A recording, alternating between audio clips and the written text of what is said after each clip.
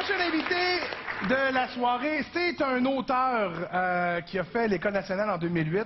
Donc, c'est vraiment le seul ce soir qui a écrit un texte sans faute. S'il vous plaît, on accueille très très fort Martin Mallette! Ouais! Oh!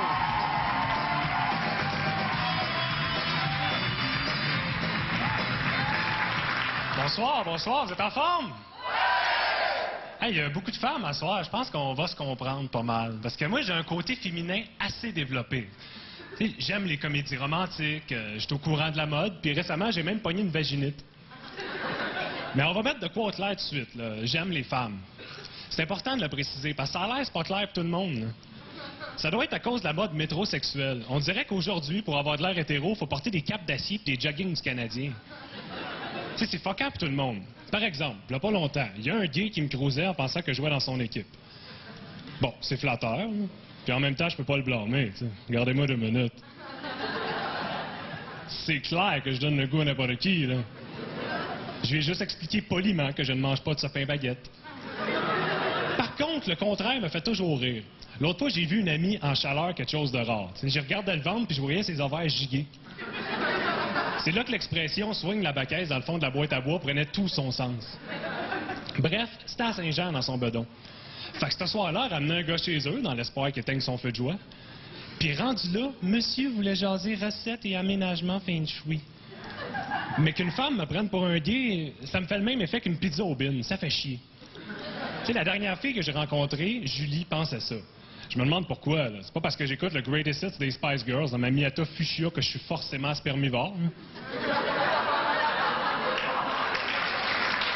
C'est un préjugé, là. Tu peux pas penser que je suis gay juste parce que je suis cultivé, que je pue pas l'huile à moteur, que j'ai l'air de t'écouter quand tu parles. Que je sais faire plus que 2 recettes avec des œufs, ou parce que je suis capable de tenir une discussion de 10 minutes, c'est manucure. C'est des préjugés. Je pense que ce qui m'a vraiment trahi, c'est que je suis toujours le premier à remarquer qu'elle a changé ses cheveux. Mais ça, c'est pas parce que je suis gay, hein. C'est parce que c'est moi qui fais ses mèches. Sa coiffeuse fait ça tout croche, là. Elle laissait la solution agir beaucoup trop longtemps. Ça a tellement cassé son cheveu. Ah, j'étais un mâle. Un vrai. Je pisse de bout. Je me décrotte le nez en me parquant en parallèle. Non, j'aime ça quand une fille m'appelle, mais quand ça s'annonce bien. Là. Parce que l'autre fois, Julie m'a appelé pour me proposer une journée magasinage, bronzage et épilationnage. C'est à ce moment-là que j'ai compris que je venais de tomber dans la catégorie ami gay, ascendant, chum de fille.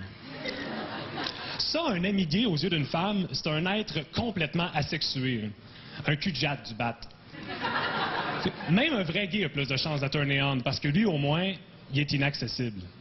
Ça, c'est parce que les femmes ont gardé le côté enfant. C'est quand tu y enlèves son jouet qu'elle a le goût de mettre de la bave dessus. Bref, tout ça pour dire que toutes les femmes veulent un ami gay. Mais il y a un principe économique qui rentre en ligne de compte. La demande d'amis est trop grande pour l'offre des gays. Résultat, les femmes se mettent chum avec des gars hétéros puis font comme s'ils étaient gays. Mesdames, faites-vous-en pas à croire. T'as beau manger de la litière en te faisant croire que c'est une cuillerée de sucre, ça goûte quand même le caca. Le pire, c'est que ça a pris des semaines de fréquentation à Julie pour comprendre ce que j'étais pour elle.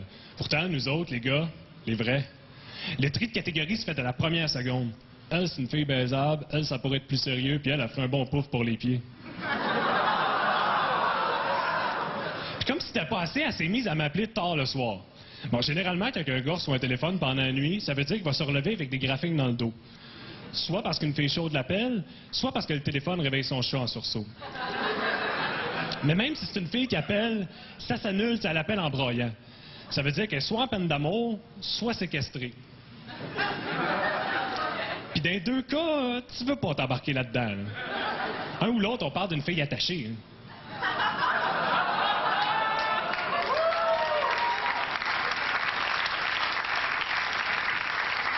C'est pas vrai que je vais t'inviter à passer la nuit chez nous, pour qu'on écoute un film de filles en pyjama avec de la crème glacée pour manger nos émotions. Parce que premièrement, je suis un gars, fait que j'en ai pas d'émotions. Puis deuxièmement, si tu viens passer la nuit chez nous, c'est pas des larmes que je veux voir couler sur tes joues. Surtout qu'en devenant son ami gay, ça voulait dire qu'éventuellement, elle allait se changer devant moi, mais j'allais pas avoir le droit d'aimer ça. Quoique pour une fois, qu'une fille va essayer des pantalons, ça me donne le droit de dire « Oui, ça te donne un gros cul ». Plus de pilates, cocotte. Mais en même temps, c'est quoi l'intérêt d'avoir un ami qui a un gros cul? Bon, vous trouvez ça méchant? Il y a des choses pires à entendre. La phrase la plus cruelle que Julie m'a dite, c'est « Il peut rien se passer, t'es trop un bon ami. » T'es trop un bon ami. Ça me fait le même feeling que si mon coach me disait « Ouais, toi, je peux pas t'envoyer en fusillade. C'est meilleur de faire des passes. » Hey! Moi avec, je veux scorer, là. Tu sais, à un moment donné, ça va faire les tirs du poignet, là.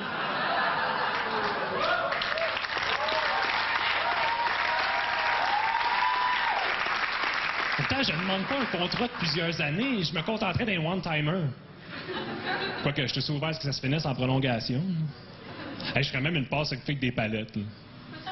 Je suis quasiment rendu au point d'aller jouer les mineurs. Ah, les joueurs de hockey, hein? Des beaux trous de cul. Et c'est tant mieux, parce que c'est ça que les femmes veulent, mais elles sont pas toujours conscientes de ça.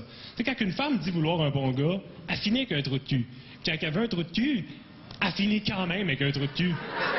Tu sais, les bons gars, c'est les Smarties rouges, la vie conjugale. On les garde pour la fin, mais ça finit toujours oublié quelque part d'un sofa. Donc, les boys, vous avez un choix à faire. Soit t'es le bon gars, soit t'es le trou de cul. Soit t'es celui qui l'appelle quand elle veut dormir collé. Soit t'es celui qui fait finir la soirée la face gommée.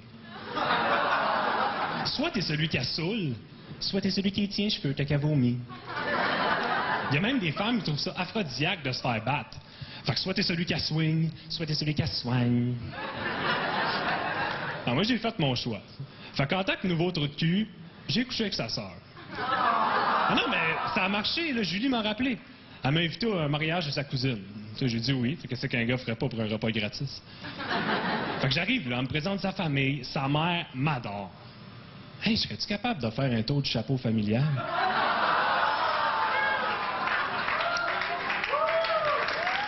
En tout cas, elle dit à Julie que c'est un gars comme moi que ça y prend. Fait que la soirée continue. On boit une coupe de verre, puis je la ramène chez elle. Rendue en bas, elle m'invite à prendre un café. Je réponds que je bois pas de café. Elle me regarde, elle me sourit, puis elle dit « Ça tombe bien, moi non plus. » Que je monte à son appart. On commence à s'embrasser. Elle détache ma ceinture. Je la regarde, j'y souris, puis je dis « Écoute, Julie, t'es trop une bonne amie. »